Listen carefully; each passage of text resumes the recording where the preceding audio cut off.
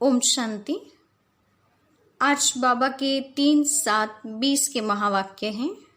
सबसे पहले हम मुरली का सारांश सुनेंगे और समझेंगे। आज बाबा ने बताया है कि जो सर्व का सद्गति दाता है, जो जीवन मुक्ति दाता है, वो हमारा बाप बना है और हम उनकी संतान हैं। आगे बाबा ने बताया है कि जिन्हें पूरा पूरा निश्चय नहीं होगा और बाप की यथार्थ पहचान नहीं होंगी, वो फिर निरंतर याद में नहीं रह सकते हैं।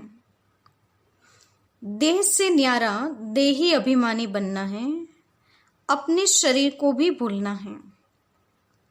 योग लगाने से ही पावन बन सकते हैं। पावन बने नहीं तो पिछाड़ी में हिसाब किताब चुकतो कर सजा खाकर जाना पड़ेगा। भक्ति मार्ग में हम सो हम का अर्थ ये समझा है कि हम आत्मा सो परमात्मा, सो हम आत्मा। ऐसा महामंत्र परमात्मा से बेमुख करने वाला है। हम सो का अर्थ है हम ब्राह्मण, सो देवता, सो क्षत्रिय का वर्णों का रहस्य अभी सही अर्थ में समझा है। और अंत में बताया गार्डन ऑफ फ्लावर्स यानी कि सत्युगी दुनिया में कभी को वचन नहीं निकलेंगे। सन्यासी आदि राजाओं को वैराग्य दिलाते हैं कि यह तो कागविष्ठा समान सुख है, लेकिन बाबा कहते हैं तुम बच्चों को तो पुरानी दुनिया से मैं बेहद का वैराग्य सिखलाता हूं। अब हम मुरली की शुरुआत करते हैं।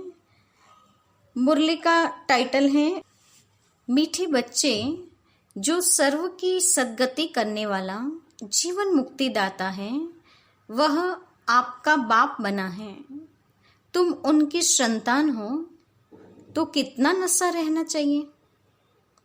प्रश्न है, किन बच्चों की बुद्धि में बाबा की याद निरंतर नहीं ठहर सकती है? किन बच्चों की बुद्धि में बाबा की याद निरंतर नहीं ठहर सकती है? उत्तर है, जिन्हें पूरा पूरा निश्चय नहीं है, उनकी बुद्धि में याद ठहर नहीं सकती। हमको कौन सिखला रहे हैं ये जानते नहीं तो याद किसको करेंगे? जो यथार्थ पहचान कर याद करते हैं, उनके ही विकर्म विनाश होते हैं। बाप स्वयं ही आकर अपनी और अपने घर की यथार्थ पहचान देते हैं। ओम शांति। अब ओम शांति का अर्थ तो सदैव बच्चों को याद होगा। हम आत्मा हैं, हमारा घर है निर्वाण धाम व मूल वतन। बाकी भक्ति मार्ग में मनुष्य जो भी पुरुषार्थ करते हैं, उनको पता नहीं कहाँ जाना है, सुख किस में है, दुख किस में है, कुछ भी पता नहीं। यज्ञ, तप, दान, पुण्य, तीर्थ आदि करते सीढ़ी नीचे उतरते ही आते हैं। अभी तुमको ज्ञान मिला है तो भक्ति बंद हो जाती है। घंटे, घड़ियाल आदि वह वातावरण सब बंद है। बाबा ने कहा भक्ति में दान, पुण्य, तीर्थ, घंटे, घड़ियाल आदि सब बंद है। नई दुनिया और पुरानी दुनिया में फर्क तो है ना। नई दुनिया है पावन दुनिया। तुम बच्चों की बुद्धि में है सुखधाम। सुखधाम को स्वर्ग, दुखधाम को नरक कहा जाता है। मनुष्य शांति चाहते हैं, परंतु वहां कोई भी जा नहीं सकते। बाप कहते हैं मैं जब तक यहाँ भारत में न आऊं, तब तक मेरे सिवाय तुम बच्चे जा नहीं सकते। भारत में ही तो शिव जयंती गाई जाती है। निराकार जरूर साकार में आया होगा ना। शरीर बिगर आत्मा कुछ कर सकती है क्या? शरीर बिगर तो आत्मा भटकती रहती है, दूसरे तन में भी प्रवेश कर लेती हैं। कोई अच्छे होते हैं, कोई चंचल होते हैं, एकदम तवाई बना लेती हैं। आत्मा को शरीर जरूर चाहिए। अकेली आत्मा कुछ नहीं कर सकती, अकेला शरीर कुछ नहीं कर सकता। आत्मा को शरीर का आधार जरूर चाहिए। वैसे ही परमपिता परमात्मा को भी शरीर न हो तो भारत में क्या आकर करेंगे। भारत ही अविनाशी खंड है। सतयुग में एक ही भारत खंड है और सब खंड विनाश हो जाते हैं। गाते हैं आदि सनातन देवी देवता धर्म था। यह लोग फिर आदि सनातन हिंदू धर्म कह देते हैं। वास्तव में शुरू में कोई हिंदू नहीं, देवी देवताएं थे। यूरोप में रहने वाले अपने को क्रिश्चियन कहते हैं। यूरोपियन धर्म थोड़े ही कहेंगे। यह हिंदुस्तान में रहने वाले हिंदू धर्म कह देते हैं। जो देवी धर्म भ्रष्ट थे वही 84 जन्मों में आते आते धर्म भ्रष्ट बन गए हैं। देवता धर्म के जो होंगे वही यहाँ आएंगे। अगर निश्चय नहीं तो समझो इस धर्म के नहीं हैं। बल यहाँ बैठे होंगे तो भी उनकी समझ में नहीं आएगा। वहाँ कोई प्रजा में कम पद पाने वाला होगा। चाहते सब सुख शांति है। वह तो होता है सतयुग में।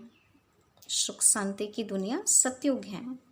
सब तो सुखधाम में जा नहीं सकते। सब धर्म अपने अपने समय पर आते हैं। अनेक धर्म हैं। झाड़ वृद्धि को पाता रहता है। मूल थूर है देवी देवता धर्म। फिर है 3 ट्यूब। स्वर्ग में तो यह हो न सके। द्वापर से लेकर नए धर्म निकलते हैं। इनको वैरायटी ह्यूमन ट्री कहा जाता है। विराट रूप अलग है। यह वैरायटी धर्मों का झाड़ है। किस्म किस्म के मनुष्य हैं। तुम जानते हो कितने धर्म हैं। सतयुग आदि में एक ही धर्म था, नई दुनिया थी। बाहर वाले भी जानते हैं। भारत ही प्राचीन बहिष्ठ था, बहुत साहूकार था। इसीलिए भारत को बहुत मान मिलता है। कोई साहूकार गरीब बनता है तो उस पर तरस भी खाते हैं। बेचारा भारत क्या हो पड़ा है। यह भी ड्रामा में पार्ट है। कहते भी हैं सबसे जास्ते रहम दिल ईश्वर ही हैं और आते भी भारत में ही हैं। गरीबों पर जरूर साहूकार ही रहम करेंगे ना। बाप है बेहद का साहूकार, ऊंचते ऊंच बनाने वाला। तुम किसके बच्चे बने हो वह भी नशा होना चाहिए। परमपिता परमात्मा शिव की हम संतान हैं, जिसको ही जीवन मुक्ति दाता सद्गति दाता कहते हैं। जीवन मुक्ति पहले पहले सतयुग में होती है। यहाँ तो है जीवन बंध। भक्ति मार्ग में पुकारते हैं बाबा बंधन से छुड़ाओ। अभी तुम पुकार नहीं सकते। तुम जानते हो बाप जो ज्ञान का सागर हैं वही वर्ल्ड की हिस्ट्री ज्योग्राफी का सार समझा रहे हैं। वो नॉलेजफुल हैं। यह तो खुद कहते हैं मैं भगवान नहीं हूँ। कौन कहता है? ब्रह्मा बाप कहते हैं कि मैं भगवान नहीं हूँ। तुम्हें तो देश से न्यारा देही अभिमानी बनना है। सारी दुनिया को अपने शरीर को भी भूलना है। यह भगवान है नहीं। इनको कहते ही हैं बाप दादा। बाप है ऊंच से ऊंच। ये पतित पुराना तन है। महिमा सिर्फ एक की ही है। उनसे योग लगाना है तब ही पावन बनेंगे, नहीं तो कभी पावन बन नहीं सकेंगे। और पिछाड़ी में हिसाब किताब चुकतू कर सजाएं खाकर चले जाएंगे। भक्ति मार्ग में हम सो हम का मंत्र सुनते आए हों।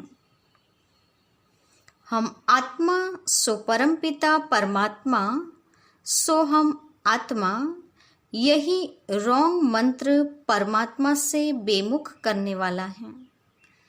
आत्मा सो परमात्मा, सो आत्मा कहना यह परमात्मा से बेमुख करने वाला मंत्र है।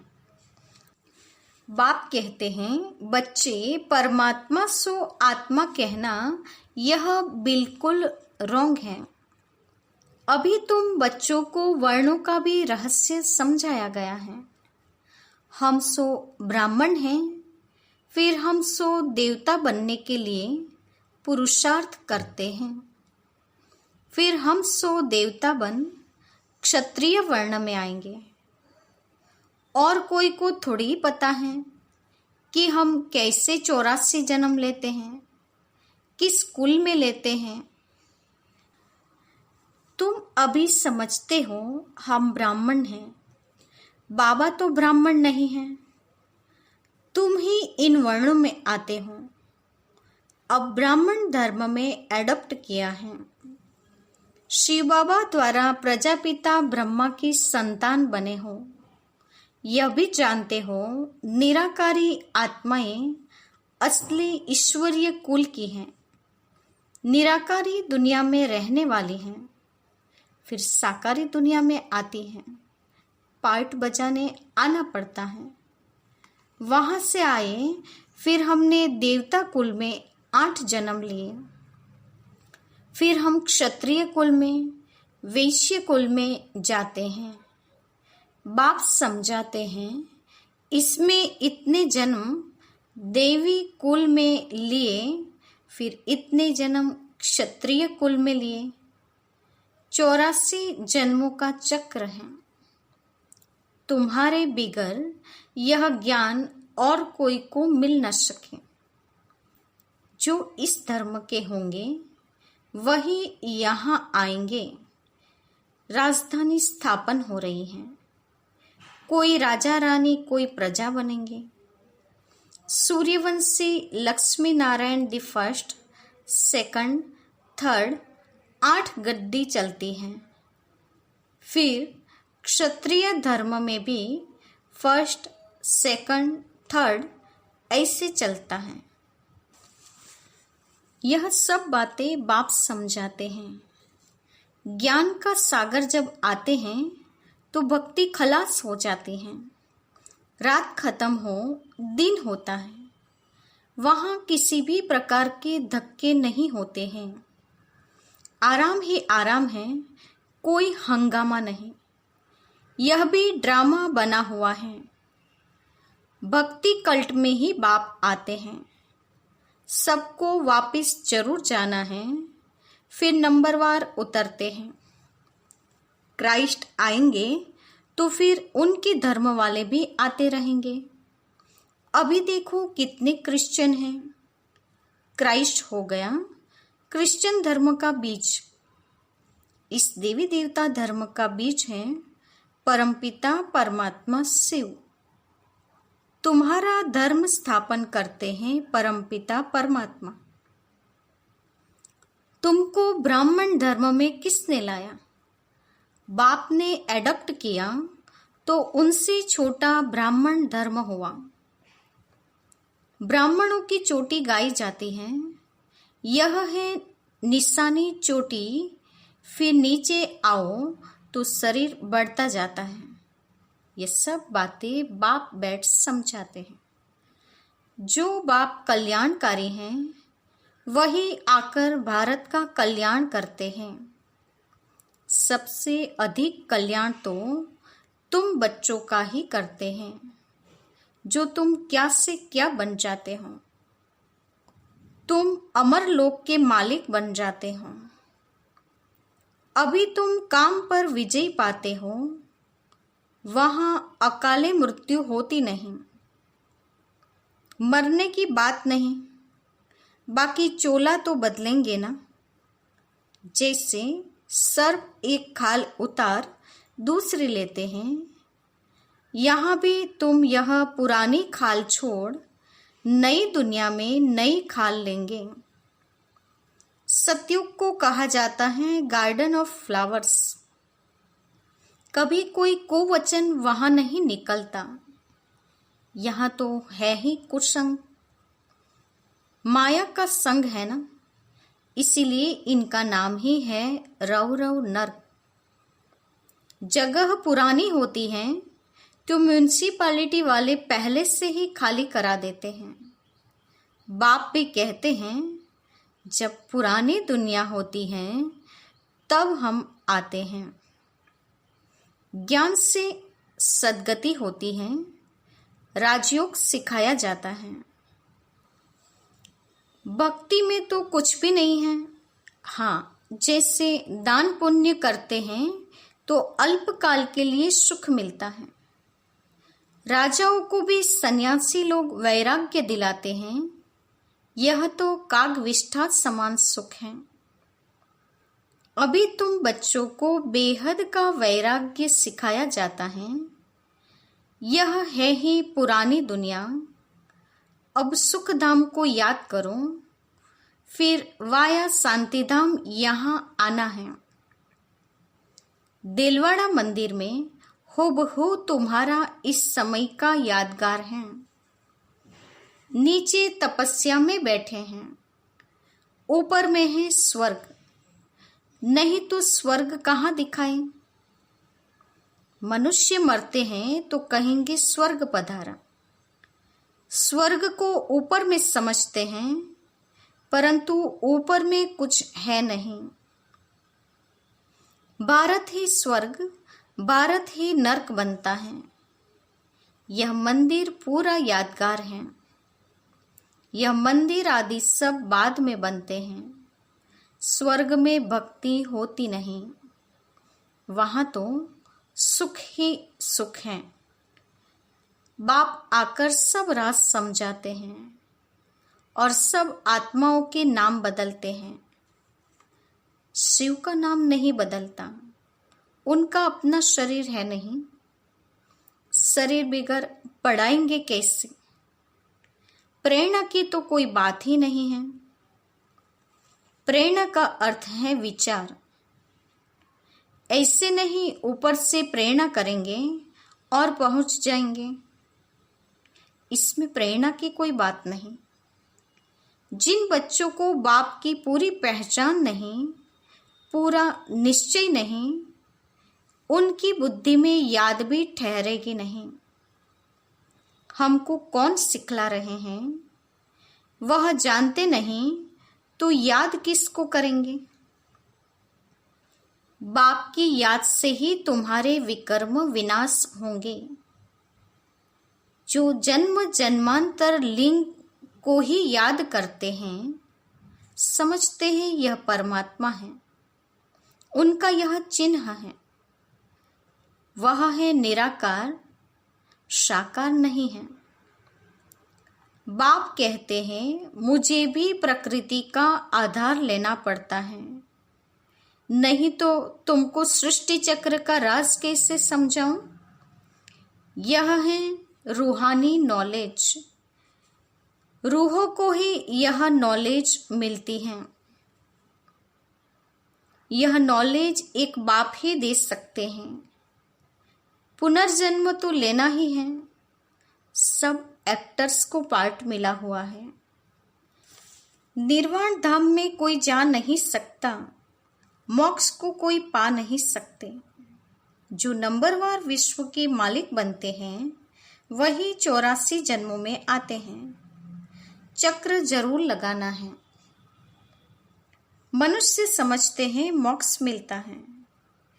कितने मतांतर हैं, वृद्धि को पाते ही रहते हैं, वापिस कोई भी जाते नहीं हैं। मोक्ष किसी को मिल नहीं सकता, वापिस कोई भी नहीं जाते हैं। बाप ही 84 जन्मों की कहानी बताते हैं। तुम बच्चों को पढ़कर फिर पढ़ाना है। यह रूहानी नॉलेज तुम्हारे सिवाय कोई दे न सके। न शूद्र न देवता ही दे सकते हैं। सतयुग में दुर्गति होती नहीं जो नॉलेज मिले।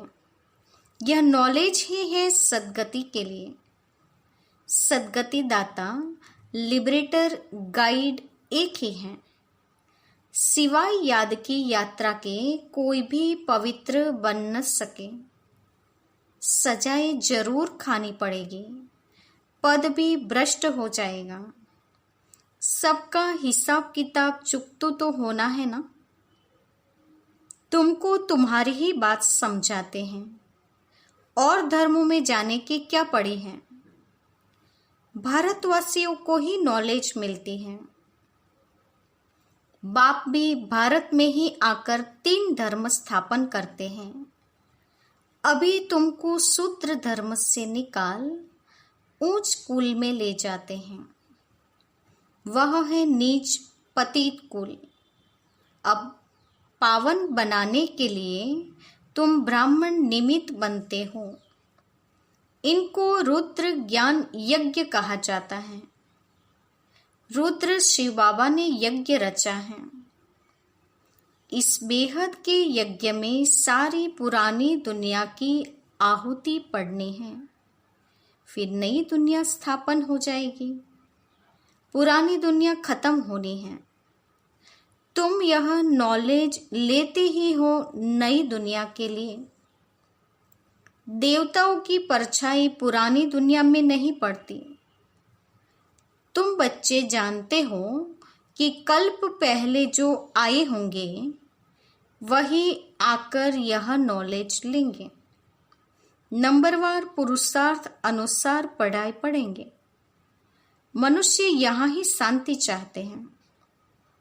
अब आत्मा तो है ही शांति धाम में रहने वाली, बाकी यहाँ शांति कैसे हो सकती है। इस समय तो घर घर में अशांति है, रावण राज्य है ना। सतयुग में बिल्कुल ही शांति का राज्य होता है। एक धर्म, एक भाषा होती है। अच्छा, मीठे मीठे सिकिलधे बच्चों के प्रति माता पिता बाप दादा का याद प्यार और गुड मॉर्निंग। रूहानी बाप की रूहानी बच्चों को नमस्ते। हम रूहानी बच्चों की रूहानी माता पिता बाप दादा को याद प्यार और नमस्ते। पूरी मुरली का धारणा युक्त मुख्य सार है। पहली पॉइंट, इस पुरानी दुनिया से बेहद का वैरागी बन अपनी देह को भी भूल शांति धाम और सुख धाम को याद करना है। इस पुरानी दुनिया से बेहद के वैरागी बन अपनी देह को भी भूल शांति धाम और सुख धाम को याद करना है। निश्चय बुद्धि बन याद की यात्रा में रहना है। दूसरी पॉइंट, हम सो हम के मंत्र को यथार्थ समझकर अब ब्राह्मण सो देवता बनने का पुरुषार्थ करना है। सभी को इसका यथार्थ अर्थ समझाना है। आज का वरदान है, 3 सेवाओं के बैलेंस द्वारा सर्व गुणों की अनुभूति करने वाले गुणमूर्त भव। 3 सेवाओं के बैलेंस द्वारा सर्व गुणों की अनुभूति करने वाले गुणमूर्त भव। वरदान का स्पष्टीकरण है, जो बच्चे संकल्प, बोल और हर कर्म द्वारा सेवा पर तत्पर रहते हैं वही सफलता मूर्त बनते हैं। तीनों में मार्क्स समान है। सारे दिन में तीनों सेवाओं का बैलेंस है तो पास विद ऑनर व गुणमूर्त बन जाते हैं। संकल्प, बोल और कर्म तीनों सेवाओं में समान मार्क्स हैं। तीनों में सेवाओं में बैलेंस हैं तो बाबा ने कहा पास विद ऑनर या गुणमूर्त बन जाते हैं। उनके द्वारा सर्व दिव्य गुणों का श्रृंगार स्पष्ट दिखाई देता है। एक दूसरे को बाप के गुणों का व स्वयं की धारणा के गुणों का सहयोग देना ही गुणमूर्त बनना है, क्योंकि गुणदान सबसे बड़ा दान है।